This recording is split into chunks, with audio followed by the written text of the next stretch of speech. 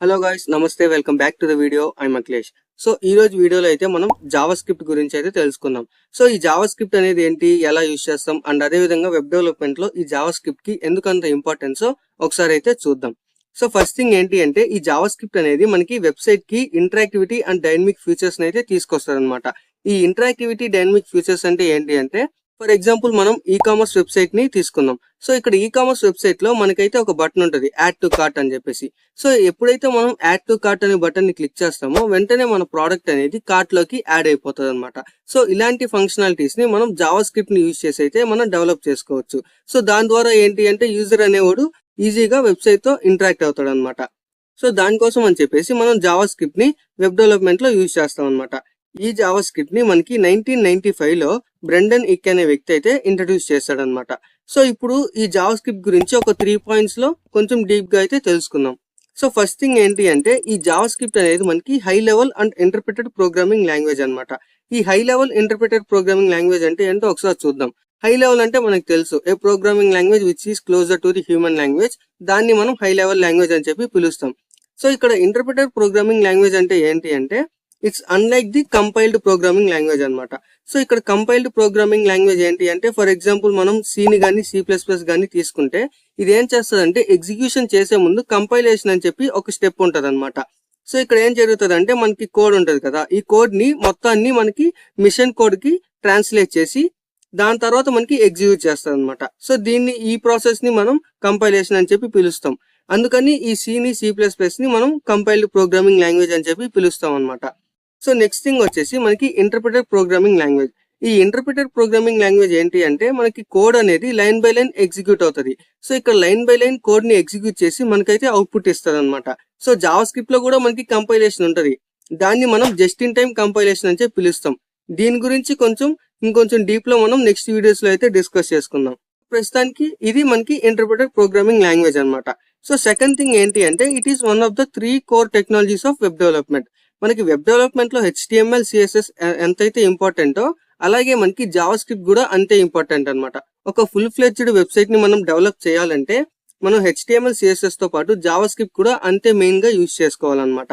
So next thing వచ్చేసి, మనకి Java script అనేది సర్వర్ సైడ్ అప్లికేషన్ ని క్రియేట్ చేయడానికి అయితే యూజ్ అవుతుంది. ఫర్ ఎగ్జాంపుల్ మనకి వెబ్ సర్వర్స్ కానీ డేటాబేస్ అప్లికేషన్స్ కానీ ఉంటాయి. సో వీటిని క్రియేట్ చేయడానికి మనం జావా స్క్రిప్ట్ అనేది యూజ్ చేసుకోవచ్చు అనమాట. ఇది మనకి మెయిన్ ఇంట్రడక్షన్ జావా స్క్రిప్ట్ గురించి. సో ఇప్పుడు ఏంటి అంటే, మనం జావా స్క్రిప్ట్ ని HTML కోడ్ లో ఏ విధంగా రాసుకోవాలి, లేదా HTML కోడ్ కి ఏ విధంగా కనెక్ట్ చేసి మనం జావా స్క్రిప్ట్ కోడ్ అనేది మనం రాసుకుంటామో ఒకసారి చూద్దాం.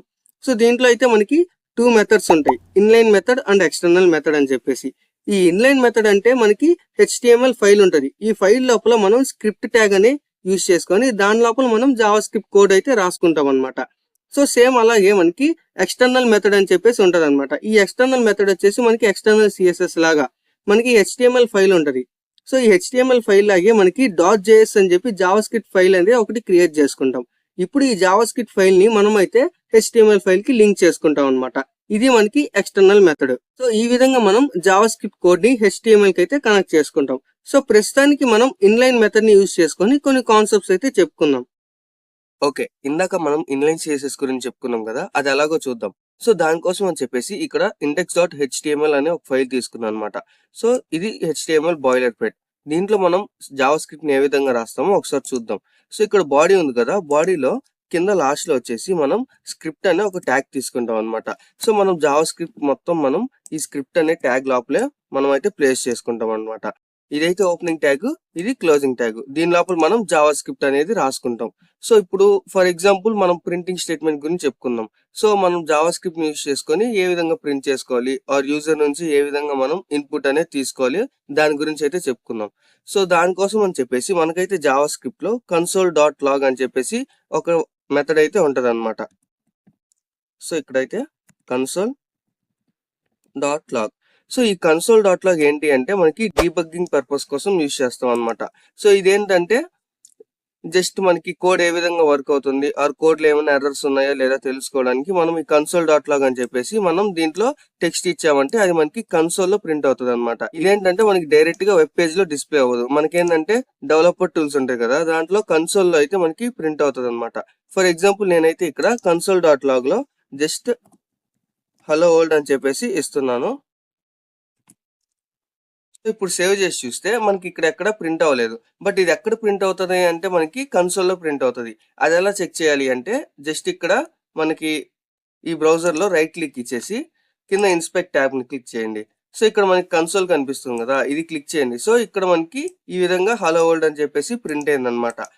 సో ఈ కన్సోల్ ఏంటి అంటే మనకి జావాస్క్రిప్ట్ కోడ్‌ని అయితే ఎగ్జిక్యూట్ చేస్తుందన్నమాట. సో ఇక్కడ మనం జావాస్క్రిప్ట్ కోడ్‌ని కూడా డైరెక్ట్‌గా రాసుకొని ఎగ్జిక్యూట్ చేసుకోవచ్చన్నమాట. So same console dot log అని చెప్పేసి ఇక్కడ ఇస్తున్నాను.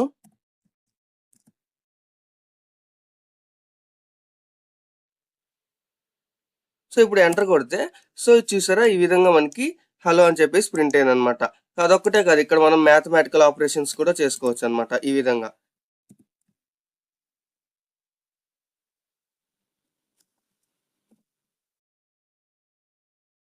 సో ఈ విధంగా మనం మ్యాథమెటికల్ ఆపరేషన్స్ కూడా చేసుకోవచ్చు అన్నమాట. సో ఇప్పుడు ఒకసారి దీన్నంతా క్లియర్ చేసేస్తున్నాను. సో ఇక్కడ ఈ సింబల్ ఉంది కదా! దీన్ని క్లిక్ చేస్తే మొత్తం క్లియర్ అయిపోతుంది.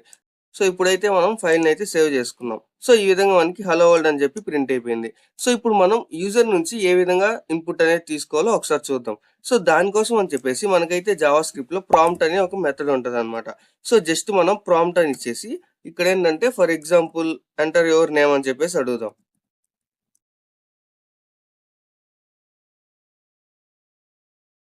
సో ఈ విధంగా అయితే మనం ఇచ్చేసామన్నమాట. సో ఇప్పుడు దీన్ని సేవ్ చేసి చూస్తే సో ఇక్కడ చూసారా మనకనేది ఒక అలర్ట్ అయితే వచ్చిందన్నమాట. ఎంటర్ యువర్ నేమ్ అని చెప్పేసి. సో ఇక్కడైతే మనం నేమ్ ఇచ్చి చూద్దాం.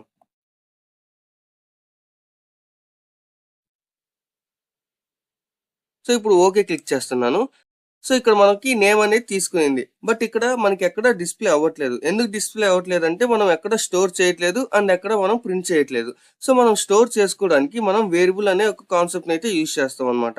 సో ఈ జావా స్క్రిప్ట్‌లో వేరియబుల్‌ని మనం ఇక్కడ లెట్ అని చెప్పేసి యూజ్ చేస్తామన్నమాట. ఇక్కడ లెట్ ఉంది కదా! ఈ కీవర్డ్ యూజ్ చేసి మనం వేరియబుల్‌ని అయితే డిక్లేర్ చేసుకుంటాం. ఫర్ ఎగ్జాంపుల్ ఇక్కడ వేరియబుల్ నేమ్ వచ్చేసి నేమ్ అని తీసుకుంటున్నాను.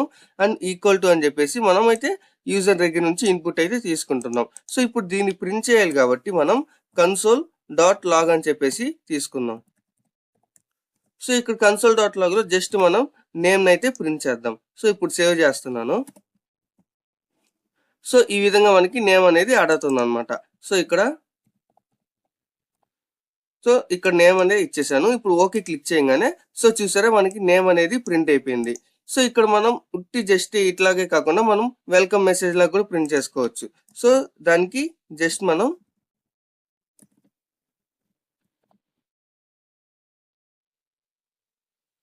సో ఈ విధంగా ఇచ్చాము అంటే మనకి హలో అని చెప్పేసి దాని తర్వాత నేమ్ అని చెప్పేసి ప్రింట్ అవుతుందన్నమాట.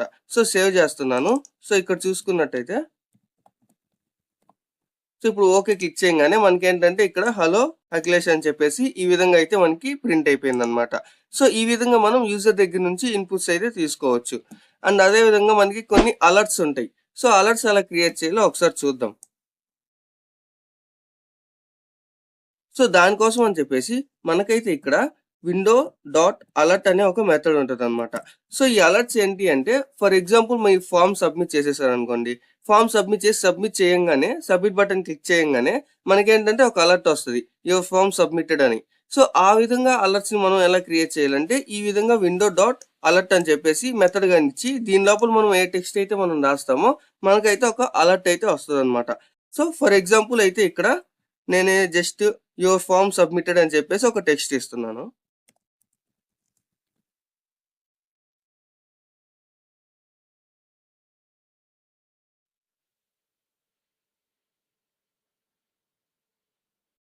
సో ఈ విధంగా అయితే యువర్ ఫార్మ్ సబ్మిటెడ్ అని చెప్పేసి ఒక టెక్స్ట్ అయితే ఇచ్చానమాట.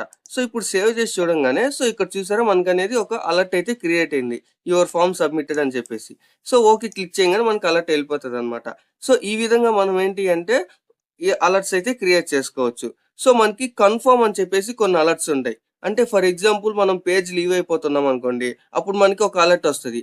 Are you confirm to leave the page అని చెప్పేసి. మనం ఓకే క్లిక్ చేస్తే పేజ్ అనేది లీవ్ అయిపోతది. లేదు క్యాన్సిల్ క్లిక్ చేస్తే మనం అదే పేజ్‌లో ఉంటామన్నమాట. సో అలాంటి కన్ఫర్మ్స్ ఏ విధంగా క్రియేట్ చేయాలి అంటే సో ఇక్కడ అలర్ట్ బదులు జస్ట్ మనం కన్ఫర్మ్ అని చెప్పేసి ఇస్తామన్నమాట. సో ఇక్కడ ఫర్ ఎగ్జాంపుల్ ఒక టెక్స్ట్ అయితే తీసుకుందాం.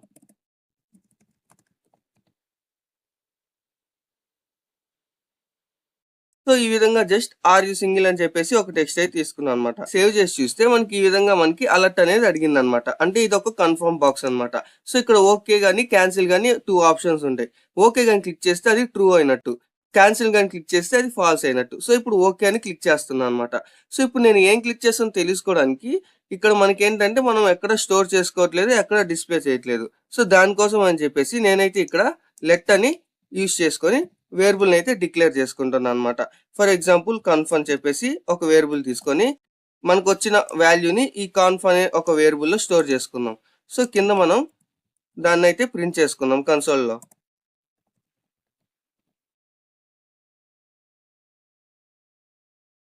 సో ఇప్పుడు సేవ్ చేసి చూస్తే ఈ విధంగా మనకి అడిగింది అనమాట ఆర్ యూ సింగిల్ అని చెప్పి. ఇప్పుడు ఓకే కనిస్తే మనకి చూసారు ఇక్కడ ఈ విధంగా ట్రూ అని చెప్పేసి తీసుకునింది.